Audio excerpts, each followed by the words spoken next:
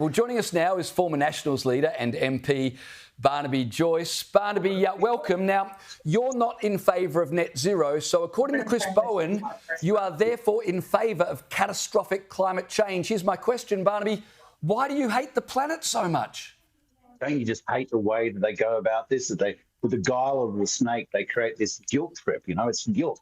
When they can't win the argument, they say, well, if you disagree with me, the kidneys will instantaneously combust and everything will die and the beaches will go and the houses will be flooded.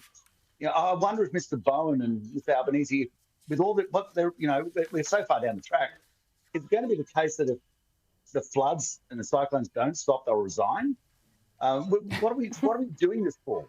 The majority of the globe in population and the majority of the globe in economics does not participate in net zero. Right? They might give sort of a nominal, at some stage in the future, we might consider it, but they're not part of it.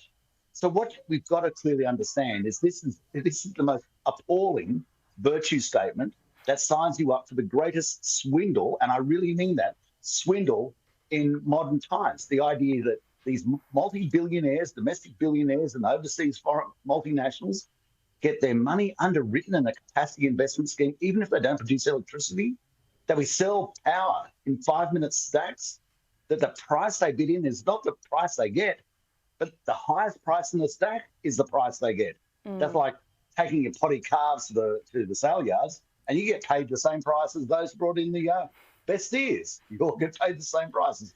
Absolute lunacy. But what happens at the end is the pensioner, poor old Australian, they pay through the teeth. And our nation, which should be getting as powerful as possible, as quickly as possible, we heard what Peter Hedgesworth has said, is not within sight. Not within sight. We have put our nation at risk because of this mythical guilt trip and this huge swindle on us. That's a great point, Barnaby. This week we saw Susan Lee and David Littleproud announce their shadow cabinet. Despite your many years of experience and effective advocacy, you were not included in the shadow cabinet. Do you think David Littleproud has made a mistake? Well, look, I'm going to leave that up to Lee's. Obviously, I'd back my own capabilities in. That'd be stupid.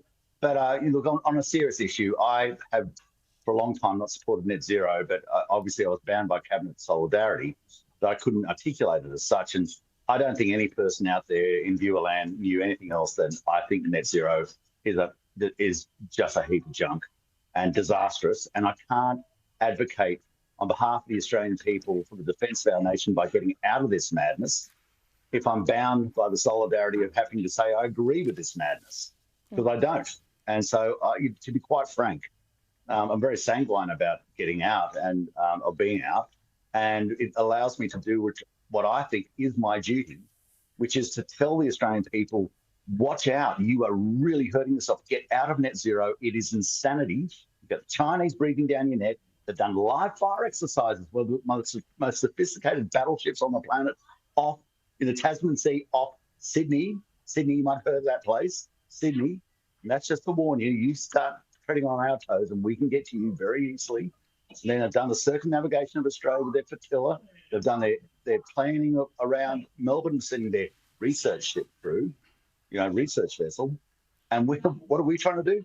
Change the weather. We're going to have a battle with the weather. And look, I've looked out at the sky. I really have, Freya. I've looked at the sky, the great vault of heaven, and I've looked at Chris Bowen. I'm going to have a look to the sky again. And I've come to this amazing conclusion. Chris Bowen can't change the sky. So Barnaby, I agree with your comments on Chris Bowen, and I like the fact that, unbound by cabinet solidarity, you can speak your mind about the madness of net zero. But are you not spitting into the wind? Is there any chance the coalition are going to walk away from net zero? Well, the majority of the globe's walked away from it. China, China wouldn't be part of it. They believe in hydro. They're about to build a new dam on a pristine river that's 27 times the size of Snowy Hydro 2.0.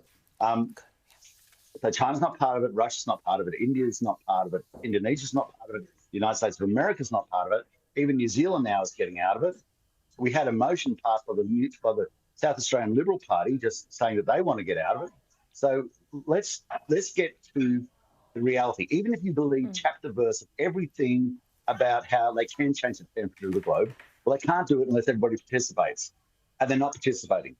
So even if you believe them, chapter verse, this is merely a virtue statement that absolutely crucifies you for no purpose whatsoever, has zero effect. And in the meantime, there'll be no manufacturing moving to Australia. You won't be able to, do all the things you need to defend yourself. You won't be able to refine the fuel because no fuel company is going to expand their facilities, even have facilities here. They'll be shutting them down. We won't be able to make your own concrete. Ultimately, the price of food will continue to go through the roof because your cost of energy goes through the roof, and you just become poorer. Why would you? And this is all for the Paris Agreement. Well, I'm going to look after pensioners, not Paris. Pensioners come first, not Paris. That's a great point.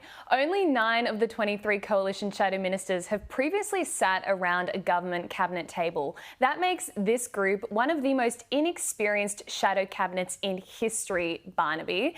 Do you see this as a problem? How do you think the shadow cabinet is going to be able to move forward? Well, I wish them all the best. I truly do. But it's like a football team. You'll tell how they go when they're on the paddock. And no doubt you'll have the debates on Sky and on the ABC, which will, and that's your job.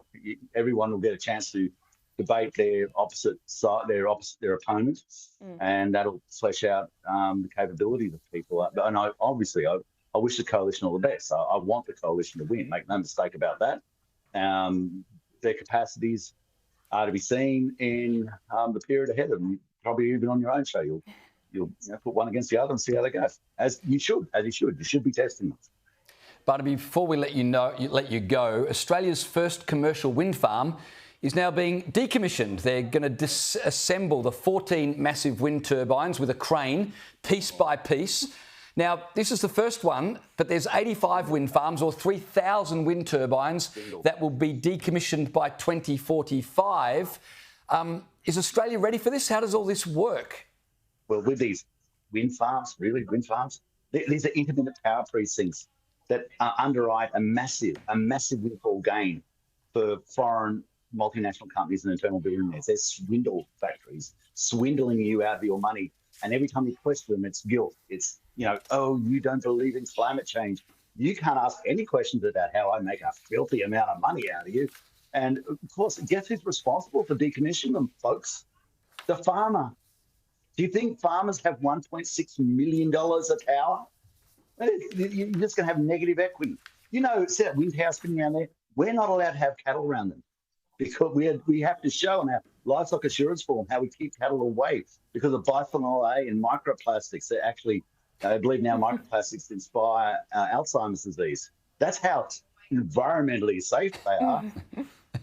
Barnaby Joyce, you always make a lot of sense, and it's always a pleasure to have you on the program. Thanks for joining us tonight.